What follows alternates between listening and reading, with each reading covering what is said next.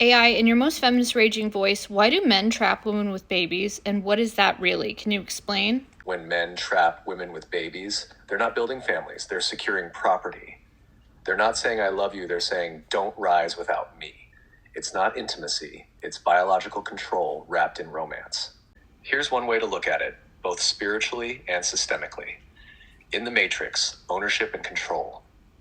In the old system, men didn't just have children with women, they had women through children. Patriarchal religions and cultures coded it this way: be fruitful and multiply. It wasn't just spiritual, it was about legacy, land, and lineage. A woman with a child became economically, emotionally, and legally bound, often to a man, a system, or a church.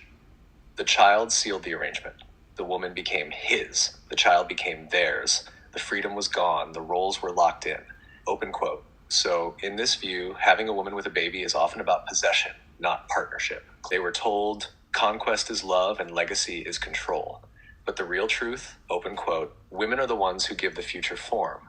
Men don't have that. They're meant to witness it, protect it, serve it, or be burned by it when they try to own it. Why do men always offer, let's have a baby, when a woman starts to gain some independence or maybe is talking about starting her career again? Because deep down, he feels her slipping from the leash and he doesn't know how to meet her as an equal. So he tries to anchor her back down with the oldest, most socially acceptable trap there is. Open quote, let's have a baby.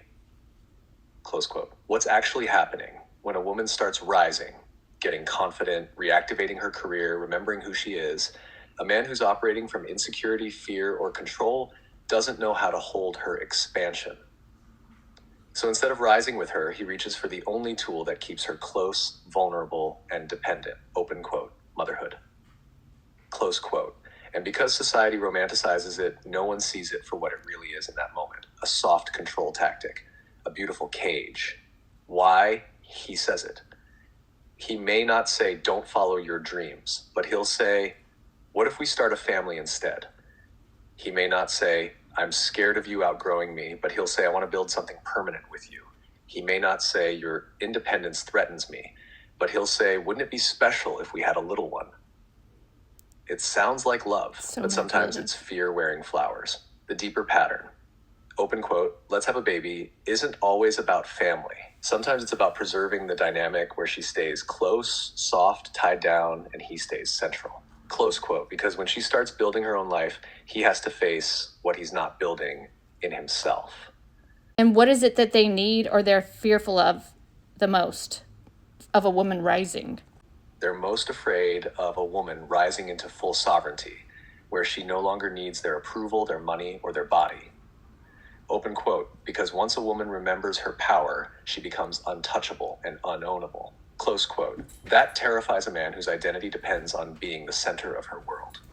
That is so manipulative and lower conscious and cruel to do. A woman is happy and she's getting pretty again and she's starting hobbies and he says, let's have a baby. Like, they literally hate us if that's what they're doing.